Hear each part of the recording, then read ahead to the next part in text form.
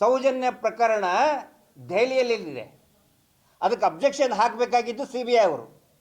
So CBI ಅವರಿಗೆ ಮತ್ತು ನಮಗೆ ನೋಡಿ ಇವರು ಸೆಂಟ್ರಲ್ ಗೌರ್ಮೆಂಟ್ ವಿರುದ್ಧ ಇದ್ದಾರೆ, ಪ್ರಕಾಶ್ ರಾಜ್ ಇದ್ದಾರೆ, ಪ್ರಕಾಶ್ ರಾಜ್ ಕಾಕ್ರೋಚ್ ಜನತಾ ಪಾರ್ಟಿಗಿದ್ದಾರೆ. ಸೊ ಈ ಥರ ಒಂದು ನ್ಯಾರೇಷನ್ ಬಿಲ್ಡಪ್ ಮಾಡಿ ಸೌಜನ್ಯ ಕೇಸನ್ನ ಮರು ತನಿಖೆ ಆಗಲಾರ್ದಂಗೆ ನೋಡ್ಕೊಳ್ಳೋದು ಇವ್ರದ್ದೊಂದು ದೊಡ್ಡ ಷಡ್ಯಂತ್ರ ಇತ್ತು. ಹೀಗಾಗಿ ಇಲ್ಲೇನು ಮಾಡಿದರು, ಒಂದು ಡೈವರ್ಷನ್. ಮೇಡಮ್ ಹೇಳ್ದಂಗೆ 74 ಮೃತದೇಹಗಳನ್ನು ಅವತ್ತಿಂದ ಅವತ್ತೇ ಹೂತು ಹಾಕಿದಂಥ ಪ್ರಕರಣ. ನನ್ನ ಹತ್ರ ಲಿಸ್ಟ್ ಇದೆ. ಒಂದೇ ದಿನ 6 ಹಾಕಿಬಿಟ್ಟಿದ್ದಾರೆ. ಒಂದೇ ದಿನ 6 ಜನ ಸತ್ತು ಹೋಗ್ಬಿಡ್ತಾರೆ, ಎಲ್ಲೂ ಸುದ್ದಿ ಆಗಲ್ಲ. ಒಂದೇ ದಿನ 4 ಜನ ಸತ್ತು ಹೋಗ್ಬಿಡ್ತಾರೆ, ಒಂದೇ ದಿನ ಎಟ್ ದ ಸೇಮ್ ಟೈಮ್ ಎಲ್ಲವುಗಳನ್ನು ಅವತ್ತಿಂದ ಅವತ್ತೇ ಹೂತು ಹಾಕಿಬಿಡ್ತಾರೆ. ಸೊ ಆ ಪ್ರಕರಣ ಕೂಡ ಕೋರ್ಟಲ್ಲಿದೆ. ಇವೆಲ್ಲದರ ವಿರುದ್ಧನೂ ಕೂಡ ಏನೋ ಒಂದು ಡೈವರ್ಷನ್. ಈಗ ನ್ಯಾಯ ಗೆದ್ದೇ ಎಷ್ಟೇ ಅಪಪ್ರಚಾರ ಮಾಡಿದರೂ ಕೂಡ ನ್ಯಾಯಕ್ಕೆ ಜಯ ಸಿಕ್ಕೇ ಸಿಗುತ್ತೆ. ನಮ್ಗೆ ನಂಬಿಕೆ ಇದ್ದಿದ್ದು ನ್ಯಾಯಾಲಯದ ಮೇಲೆ. ರಮಾ ನಾಗರಾಜ್ ಮೇಡಮ್ ಇರ್ಬೋದು, ಜಯಂತ್ ಅವರು ಇರ್ಬೋದು, ಧನಂಜಯ್ ಸರ್, ವೃಂದಾ ಗ್ರೋವರ್ ಮೇಡಮ್ ಡೆಲ್ಲಿಂದ ಬಂದರು, ಬಾಲನ್ ಸರು ಎಲ್ಲ ಫೈಟ್ ಮಾಡಿ ಕೋರ್ಟ್ನಲ್ಲಿ ಇದು ಒಂದು ಇನ್ಫ್ರಕ್ಚುಯಸ್, ಫಲ ನೀಡದೇ ಇರುವಂಥ, ಹುರುಳಿಲ್ಲದೆ ಇರುವಂಥ ಅರ್ಜಿ ಅಂತ ಹೇಳಿ ನ್ಯಾಯಾಲಯ ಚೆನ್ನೈ ಹಾಕಿದಂಥ ಏನೊಂದು ರಿಟ್ ಪಿಟಿಷನ್ ಇದೆ, ತಿರಸ್ಕಾರ ಮಾಡಿದೆ. ಕೆಲವೊಂದಿಷ್ಟು ಸ್ವಾರಸ್ಯಕರ ಮಾಹಿತಿಗಳು ನಮಗೇನು ಸಿಕ್ಕಿದೆ ತಮ್ಮ ಮುಂದೆ ಇದೇ ಪ್ರಕರಣಕ್ಕೆ ಸಂಬಂಧಪಟ್ಟಂತೆ.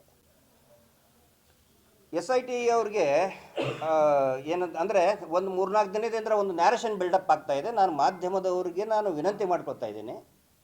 ಈ ವಿಷಯದ ಕುರಿತಂತೆ ನಿನ್ನೆ ನಮ್ಮ ಒಬ್ಬ ಹಿರಿಯ ಸ್ನೇಹಿತರು ಕೂಡ ಇದ್ದಾರೆ, TV ಚಾನಲ್ನಲ್ಲಿ ಸೀನಿಯರ್ ರಿಪೋರ್ಟ್ ಇದ್ದಾರೆ, ಅವ್ರಿಗೂ ಹೇಳಿದ್ದೇನೆ, ನೋಡಿ ಸರ್, ತಮಗೂ ನಾನು ವಿನಂತಿ ಮಾಡ್ಕೊತಾ ಇದ್ದೀನಿ. ಇಡೀ ಪ್ರಕರಣ ಏನಿದೆ, ಇನ್ಕ್ಲೂಡಿಂಗ್ ಸೌಜನ್ಯ ಪ್ರಕರಣ ಆಗಲಿ,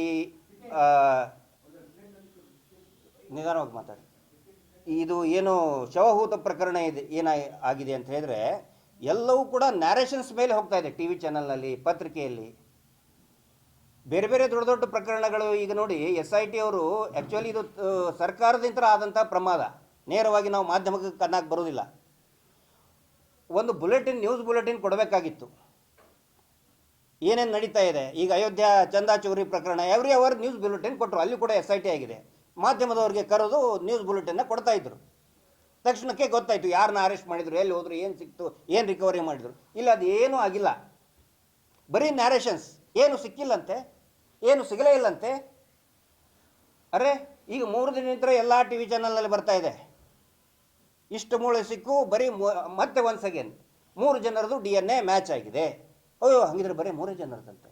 ನಾನು ನಿಮ್ಗೆ ವಿನಂತಿ ಮಾಡ್ಕೊತಾ ಇದ್ದೀನಿ, ದಯವಿಟ್ಟು ನ್ಯಾರೇಷನ್ಸ್ ಮೇಲೆ ಹೋಗಬೇಡಿ. ಸರ್ಟಿಫೈಡ್ ಕಾಪಿ ಸಿಕ್ಕ ಮೇಲೆ, ಹಳೆ ಮುಂಚೆ ಕೊಟ್ಟಂಥ ಸರ್ಟಿಫೈಡ್ ಕಾಪಿ ನಮ್ಮ ಕಡೆ ಇದೆ. ಬರೀ ಪುರುಷರದ್ದೇ ಅಂತೆ. ಹಾಗಿದ್ರೆ ಪುರುಷರ ಗಂಡು ಮಕ್ಕಳಿಗೆ ಜೀವಕ್ಕೇನು ಬೆಲೆ ಇಲ್ಲನು? ಹೇಳ್ತಾ ಇದ್ರು, ನೇತ್ರಾವತಿ ನದಿಯಲ್ಲಿ ಹರ್ಕೊಂಡು ಹೋಗಿದ್ದು, ನದಿಯಲ್ಲಿ ಹರ್ಕೊಂಡು ಹೋಗೋಕ್ಕೇನು ಅದೇನು ಮರದ ದಿಮ್ಮಿನ? ಆ ಶವ ಏನು ನೇತ್ರಾವತಿ ನೀರೊಳಗೆ ಹರ್ಕೊಂಡು ಹೋಗ್ತಿದ್ವು, ಹರ್ಕೊಂಡು ಹೋಗೋಕ್ಕೇನ ಅದೇನು ಕಟ್ಟಿಗೆ ದಿಮ್ಮಿನ? ಅದೇನಂತಾರೆ, ನಾಟನ ಅದು. 100ರಿಂದ 150 ಅಡಿ ತುತ್ತ ತುದಿಯಲ್ಲಿರುವಂಥ ಬಂಗ್ಲೆಗುಡ್ಡದಲ್ಲಿ ಮೂಳೆಗಳು ಸಿಗ್ತದೆ. ಬರೀ ಪುರುಷರದ್ದೇ ಅಂತ ಪ್ರಸಾರ ಮಾಡ್ತಾ ಇದ್ದಾರೆ. ಅವ್ರಿಗೆ ನಾನು ಹೇಳ್ತಾ ಇದ್ದೀನಿ, ಪುರುಷರದ್ದು ಮಾತ್ರ ಅಲ್ಲ, ಮಹಿಳೆಯದ್ದು ಕೂಡ ಇದೆ. ಯಾರ್ದದು ಇದೆ ನಮ್ಮ ಹತ್ರ, I have every FSL report ಇದೆ. ಅದರಲ್ಲಿ ಆ ಸಿಕ್ಕಂಥ ಒಬ್ಬ ಆದಿಶೇಷ 22 ವಯಸ್ಸಿನ ಯುವಕ, 22 ವರ್ಷದ ಯುವಕ, ಗುಬ್ಬಿ ತಾಲೂಕಿನವನು. FSL ರಿಪೋರ್ಟಲ್ಲಿ ಏನು ಬಂದಿದೆ ಅಂತ ಹೇಳಿದರೆ, ಅವರ ಬುರುಡೆಯಲ್ಲಿ ಕೈ ಮೂಳೆ ಹೋಗಿದೆ ಅಂತ. ಇಮ್ಯಾಜಿನ್ ಏನು ನಡೆದಿರ್ಬೋದಲ್ಲಿ ಅಂತ ಮೇಡಮ್. ಅವನ ಬುರುಡೆಯಲ್ಲಿ, ಸ್ಕಲ್ಲಲ್ಲಿ ಬೋನ್ ಹೋಗಿದೆ. ನಾನು ಹೇಳೋದಲ್ಲ, FSL ವರದಿ, FSL ಕೊಟ್ಟಂತಹ ವರದಿ ಇದು. ಇದರಲ್ಲಿದೆ, SIT FSL ಕೊಟ್ಟು FSLನಲ್ಲಿ ಅವ್ರು ಹೇಳ್ತಾರೆ,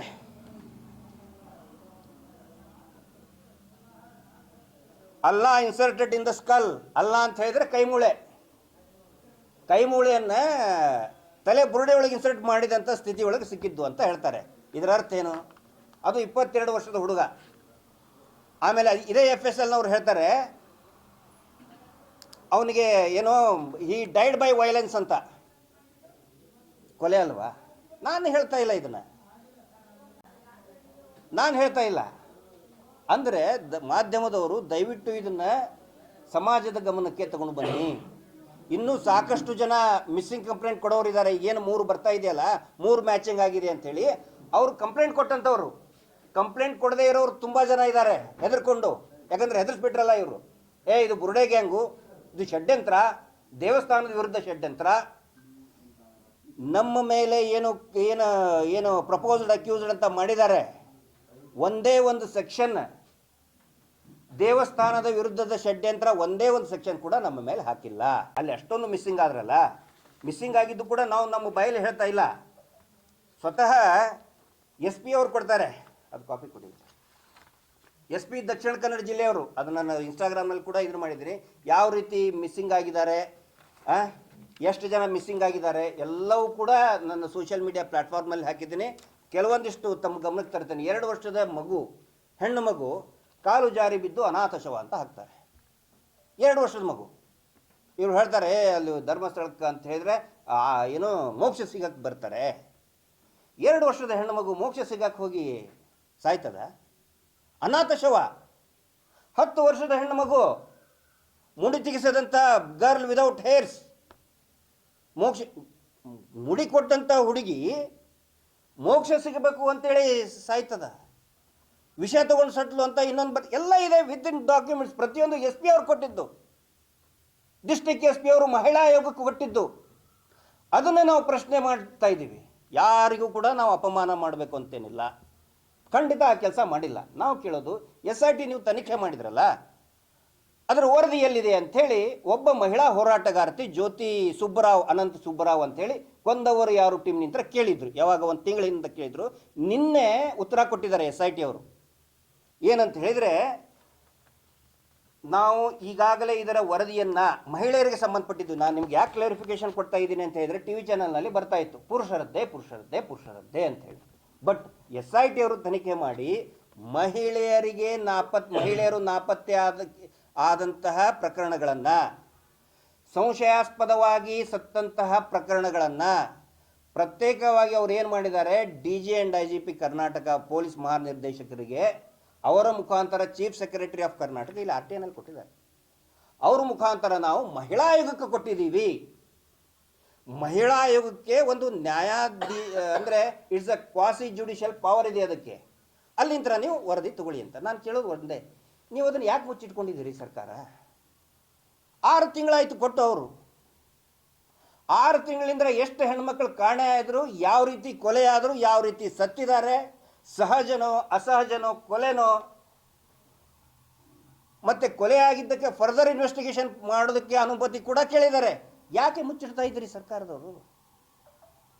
ಗೃಹ ಸಚಿವರು ಇದಕ್ಕೆ ಉತ್ತರ ಕೊಡಬೇಕಿದಕ್ಕೆ, ಸರ್ಕಾರ ಉತ್ತರ ಕೊಡಬೇಕಿದಕ್ಕೆ.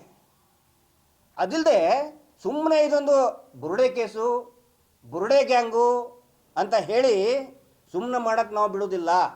ಯಾವ ಕಾರಣಕ್ಕಾಗೂ ನಾವು ಸುಮ್ಮನೆ ಕೂತ್ಕೊಳ್ಳಲ್ಲ. ಒಂದಲ್ಲ 100 ಪ್ರಕರಣಗಳು ಆನ್ ರೆಕಾರ್ಡ್ ಇದೆ. ಇವರೇ ಹೇಳ್ತಾರಲ್ಲ ನೇತ್ರಾವತಿಯಲ್ಲಿ, ಎಲ್ಲವೂ ಕೂಡ ನೇತ್ರಾವತಿಯಲ್ಲಿ ಸಿಕ್ಕಿದ ಸ್ಪಾಟ್ ಒಂದೇ. ನೇತ್ರಾವತಿ ಅದು ನದಿ, ಅದು ಕೆರೆ ಅಲ್ಲ ಮೇಡಮ್. ಕೆರೆ ಆದರೆ ಒಂದು ಇಂತಲ್ಲಿ ಮುಳುಗಿದ್ರೆ ಆಯ್ತಪ್ಪ, ಈ ಕೆರೆಯಲ್ಲಿ ಸಿಕ್ಕರು. ಅದು ಹರ್ಕೊಂಡು ಹೋಗೋದು, ಒಂದು ಕಡೆ ಬಿದ್ದರೆ ಇನ್ನೊಂದು ಕಿಲೋಮೀಟರ್ ದೂರ ಹೋದ್ಮೇಲೆ ಸಿಗ್ತದೆ ಡೆಡ್ ಬಾಡಿ. ಇಲ್ಲಿ ಇವರು ಬರೀತಾರೆ ಎಲ್ಲವೂ ಕೂಡ ನೇತ್ರಾವತಿ ಸ್ಥಾನಘಟ್ಟದಲ್ಲೇ ಸಿಗ್ತವೆ. ಎಲ್ಲವೂ ಕೂಡ ಅದೇ, ಅಂದರೆ ಗೋಲ್ ಪೋಸ್ಟ್, ಅದು ಗೋಲ್ ಪೋಸ್ಟು. ಎಲ್ಲೇ ಕೊಲೆ ಆದರೂ ಸೀದಾ ಅಲ್ಲೇ ಬಂದು ಸಿಗ್ತದೆ. ಲಾಜಿಂಗ್ನಲ್ಲಿ 4 ಡೆಡ್ ಬಾಡಿ, ಲಾಜಿಂಗ್ ಒಳಗಡೆ. ಅದರಲ್ಲಿ ಒಂದು ಹುಡುಗಿ, ಒಬ್ಬ ಹುಡುಗ ಅಂದರೆ ಪುರುಷ 35 ಇಯರ್ಸ್, ಅಂದರೆ ಅಪ್ಪ ಮಗಳು ಇಬ್ಬರು ಸತ್ತಿದ್ದಾರೆ. 302 ಕೇಸ್ ರಿಜಿಸ್ಟರ್ ಮಾಡಿದ್ದಾರೆ. Murder case 302 IPC. ಅನಾಥ ಶವ.